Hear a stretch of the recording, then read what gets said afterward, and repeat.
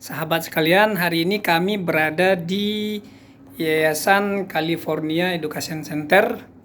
Alhamdulillah sangat inspirasi betul dari para pengelola yang mayoritas ibu-ibu. Kita akan dengarkan bagaimana trik-trik mereka menjalankan yayasan yang sudah membawahi ratusan murid.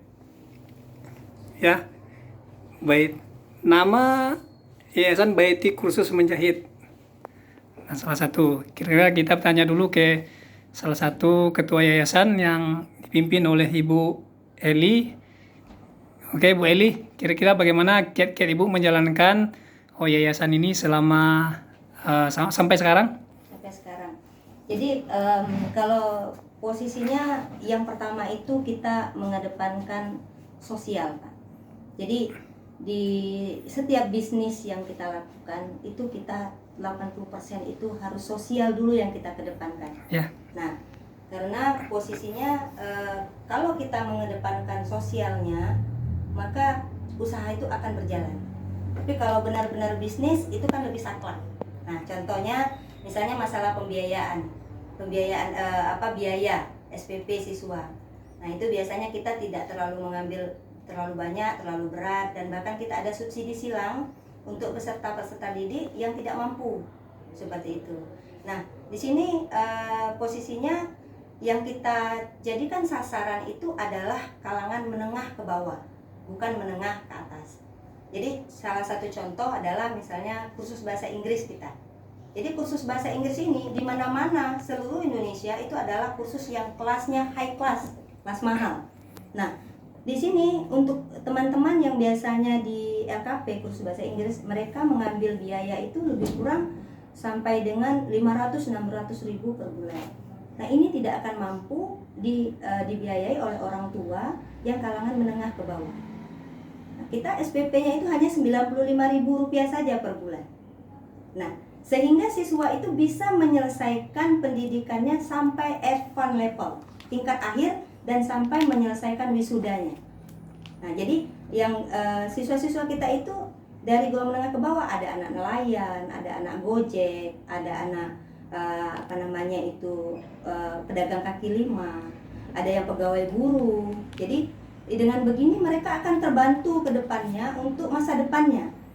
Nah, yang selama ini kan yang terjadi adalah ilmu-ilmu skill ini tidak dikuasai oleh kalangan menengah ke bawah dikarenakan biaya yang terlalu tinggi.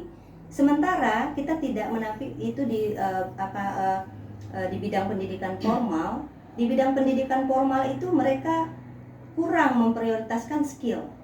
Nah, disinilah tempat wadahnya mereka mengasah skillnya. Nah, jadi kalau di menjahit kita lebih mengasah kemampuan nanti mereka pandai berwirausaha. Jadi tidak lagi bekerja. Demikian, Pak. Oke, terima kasih. Di antara yang dikelola oleh Yayasan California Education Center yaitu les bahasa Inggris, fotografer, dan multimedia. Nah, hari ini khusus hari ini kita berkunjung ke les menjahit ya. Khusus menjahit. Alhamdulillah Ibu sudah percayakan kepada Ibu Iwen untuk mengelola murid-murid di kursus menjahit. Kira-kira pengalaman Ibu mengepalai atau mengomandani kursus menjahit bagaimana Ibu Iwen? Oke, baik Pak. Kalau di sini memang saya yang mengelola di bawah yayasan itu untuk pengalamannya ya Pak ya. Pengalamannya itu luar biasanya gini. Dia sama yang seperti dibilangkan oleh Ibu Yayasan, yaitu lebih ke sosial. Kalau kita memang di sini lebih ke sosialnya Pak. Ke sosialnya kita tuntun mereka sampai bisa dari dasar menjahit sampai mahir menjahit itu benar-benar sampai bisa. Nah, di sini juga mereka kita tuntun untuk berwirausaha. Jadi mereka begitu keluar dari sini itu dapat ilmu, dapat uangnya, bisa kembali, terus dapat sertifikat juga. Jadi kita tuntun. Jadi begitu pun mereka lulus dari sini, mereka tetap kita tuntun. Udah lulus pun mereka balik lagi di sini bertanya, itu gratis. Dan untuk biayanya juga Pak itu kembali lagi itu lebih sosial, nggak usah Bapak tanyakan biaya sangat relatif, dan sering juga kita kasih yang gratis. Ya. Murid-murid yang sudah tamat Sampai saat sekarang sudah berapa?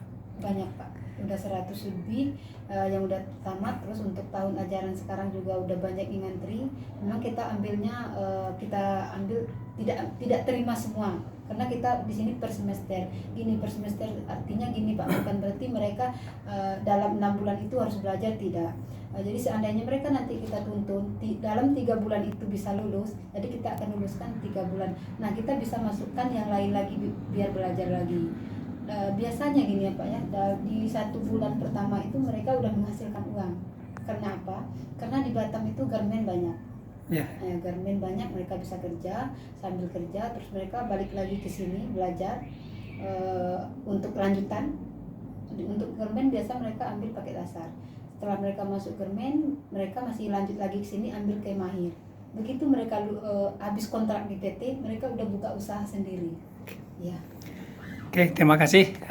Cukup menginspirasi kita semua, khususnya ibu-ibu yang mengelola Yayasan California Education Center yang berada di Kepulauan Riau, Batam. Oke, sahabat, terus berkarya dan mari kita majukan bangsa dan mari kita berikan yang terbaik untuk keluarga dan bangsa kita. Amin. Sukses selalu buat ibu-ibu. Amin. Assalamualaikum. Waalaikumsalam.